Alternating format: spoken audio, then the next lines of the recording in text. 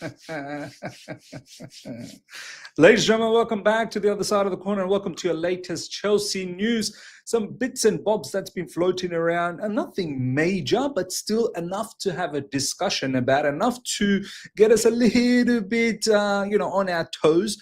These type of news that's been popping about, that's been flopping about. So we need to talk about it. And just like always, I want to know what you guys have to say in the comment section. Smash up the like button as well, like you guys have always been doing. Make sure you do that. Helps with the algorithm, helps with the growth of the channel as well. So without further ado, let's get stuck into some of these news. We've got news in regards to Moises Caicedo sacking his agent, Ali Barat, big time agent. We've got news about that. We've got news in regards to Kendry Paez. We've got news in relation to Gittins. Some youngster, we've ended up buying another young kid that we bought. I have no idea about, so we might need to see what that's all about, and some information in regards to Enzo Maresca talking about how he got the red card and how he would do it all over again. Okay, let's get stuck into this. Check this out. Moises Caicedo has separated from his agent and will no longer be represented by Ali Barat of Epic. Caicedo has now appointed people he can trust via his Instagram. Wow, this is pretty big, I'd say. Caicedo has now appointed people he can trust. So he's pretty much saying directly he can't trust Ali Barat. Now, a lot of you guys might be saying, Miz, who does he manage? Well, I did a quick little search. Check this out, ladies and gentlemen. Check this out. Ali Barat players represented by agent Ali Barat include Nicholas Jackson, Noni Madueke, Dean Huijsen, Xavi Simons, and Moises Caicedo. Now, Nicholas Jackson, we already know he's in Bayern Munich, and we saw the kerfuffle that took place. Noni Madueke to Arsenal, and there was always, a little bit of, I suppose, tension brewing that he was potentially going to leave with the likes of Esteval coming in. Dean Huijsen is a player that we definitely were interested, never ended up getting him, ended up going to Real Madrid. Xavi Simons, we were very much interested, has gone to Spurs, and now Moises Caicedo. Now, it makes me think, ladies and gentlemen, that couple of things. A lot of people have been commenting off the back of that X post. If you see the comments that, well, what's he doing? What's Moises Caicedo doing? Why is he changing agency? Is he looking for a way out? Me, on the other hand, I don't think he's looking for a way out. If anything, I think Ali Barat, this is my assumption. I'm assuming this. This is my opinion. Why is Caicedo saying I can't trust him? It could be multiple things, but I feel like Ali Barat is probably saying to Caicedo, brother Caicedo, you're worth a lot of money now. You are a superstar. I can get you a move elsewhere. And maybe Caicedo said, look, I'm happy being here. Don't start to, create nonsense stories when I'm actually happy at Chelsea Football Club. Caicedo has said it multiple times. He wants to stay at Chelsea and make a legacy here, become a legend here. He loves being here. And Caicedo believes he can win things at Chelsea Football Club. He's already won the Conference League. He's already won the Club World Cup. We'll see what we do in the Premier League and in the Champions League. This is why it's so important that we act serious as a football club, because players like Caicedo, players like, Cole Palmer, they need to win trophies on a regular basis. This is why this season, I need us to win at least a domestic cup. Something, Carabao Cup, FA Cup, and then go as far as possible in the Champions League and compete in the Premier League. Not saying go out there and win it, because I don't know if that's possible. I don't think so. But then again, you never know. Look what we were able to do against Liverpool. The super class, super giants Liverpool. Look what we were able to do with them against a third, fourth string team that we put out. So this is what I'm saying. Very important for our big players that we compete, or else they will start looking elsewhere. We need to stay very much hungry all the time. So that's my thoughts in regards to Caicedo leaving Ali Barat. Maybe Ali Barat probably saying, I'm going to find a move for you. And these agents, that's all they ever want. They want their players to move around as often as possible so that they can keep cleaning up on those commission fees, right? So we'll see if that's the case. Others are saying he's changing his agency because maybe he's looking a way out from Chelsea Football Club, or maybe he's looking to get more money. You let me know your thoughts. Why would Moises Caicedo want to change away from Ali Barat? Is Ali Barat a bit of a problem agent?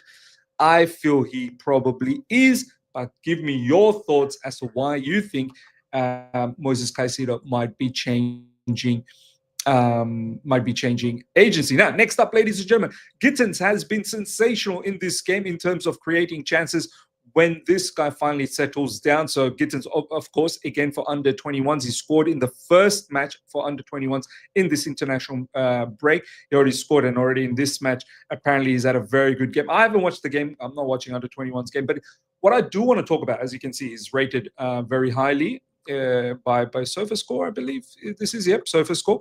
Look, I'm not huge on just going with rating, but what I'm here to talk about is I want to have a change of tune for Gittins. I really do. You all know I never wanted Gittins because I felt like we've got too many development players and we don't need more. But I want to change a tune now. Now that he's a Chelsea player, I feel like I want to back him. And this isn't a bad thing to back him. I know a lot of people have complaints. Oh my God, sold Noni Madueke to bring in Gittins. But you know what? I feel like this kid's attitude's a good attitude. I feel like this kid, he is really trying to work hard, and I feel like he will eventually. Once you work hard, you will get your due returns. If you work hard, you will get your returns. And if you stay sincere and humble, and I feel like he's working hard, he's trying to, establish himself. He's doing well in the under 21s. I think that level is a bit too low for him. He's too good for the under 21s. But I can't wait to see him after the international break and what type of minutes he gets under Enzo Maresca. I feel like this kid will be a good player. I really do.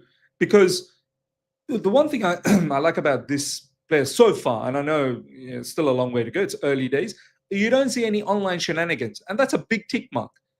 When players are not out there doing online shenanigans, yeah, that's a huge tick mark for me, because you need to stay focused. You need to stay concentrated on the task ahead. So, and I can tell he's working hard, especially the performance off the bench against Liverpool. That was an upgrade. Yes, the standard is so low, but it was still an upgrade. He's still got a lot to develop, but I'm backing this kid to do well. I don't know why I get this feeling, but I get this feeling that he's going to do well, man. I think he's going to do well. I know a lot of you guys are going to say, Miz, where was this patience for other players?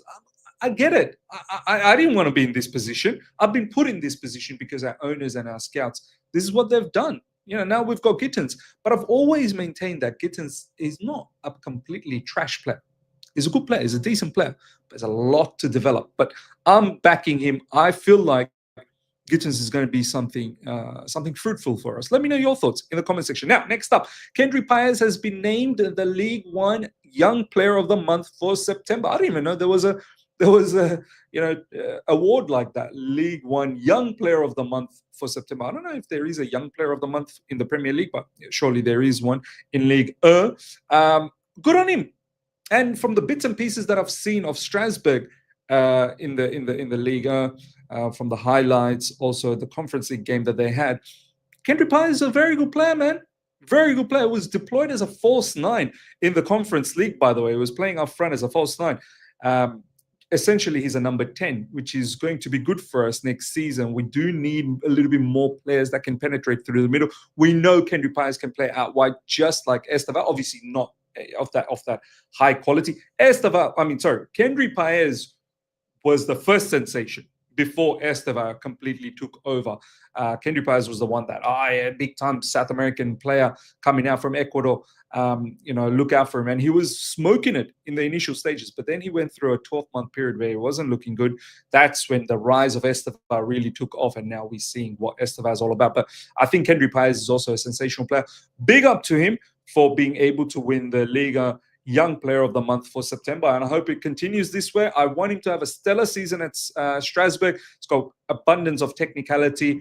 He's, I think, already scored a goal for Strasbourg, or a couple of goals already, and he's got a keen eye for assists. What he does need to work on, off the ball work rate and a little bit more physicality, because that is all that is needed in the Premier League. So it's a good option for next season. Kendry Paez to Chelsea. I think this is fantastic. We don't need to worry about Fakunde Bonanote, providing on a loan those options. Someone like Kendry Paez definitely will give us that, value of the bench or even at starting. We'll see whether he even has a Chelsea future or not. Now, Talk about Chelsea future. Chelsea have signed 16-year-old right back Riley Ebo after he left West Ham. Talented right back signed his contract and joined Chelsea Academy with immediate effect. Ladies and gentlemen, let me know for all the youth enthusiasts over there, the academy enthusiasts over there. Let me know your thoughts. What do you know about Riley Ebo? Have you been following him? Look, right back. More right backs. We've already got Malo Gusto. We've got Achapong, who is a natural right back. We've got Reece James. But, one for the future. One for the future. If there is a talent out there, you best believe Chelsea Football Club will do their level best to, to acquire that talent. So, look, we'll keep an eye. We'll keep an eye. He's going to be immediately part of the academy.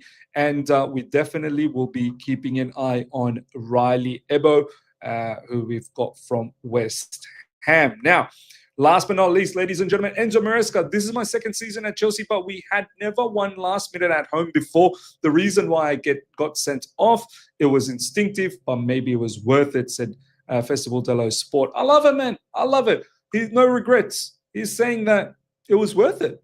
Almost to say I'd probably do it again if I had to. Look, at that point, scoring a late winner at Stamford Bridge against Liverpool, you forget that you're on a yellow card. I know every team, every manager, and everyone knows the rules. You get out of your technical box and you start running around. You're going to pick up another yellow. I'm not having a go at the referee. I'm not having a go at anyone, to be honest. If anything, I'm having a go at the law. What sort of a law is that? But then again, you got to create a law, because that was a situation where you can understand why a manager is running and celebrating because last minute winner. But there are other instances where managers are willy-nilly getting outside of the box and interfering. That's not on, and that should be a yellow card. So look, good to see Enzo Maresca is saying what he's saying, because I think he has connected. That incident itself has connected him with the Chelsea fan base a lot, especially the match-going fan base and the international fans or people that are watching on telly. It definitely shows that the manager is invested in the team, and he's invested in the team morality and whatnot. So good to see. Good to see. Look, next time, just be a bit aware, or make sure you don't have a yellow card prior to that. He's going to miss out on the match against Nottingham Forest. Hopefully, that's not going to be a huge issue. But nonetheless, I mean, I don't mind it. It's sad that he ended up getting a red card.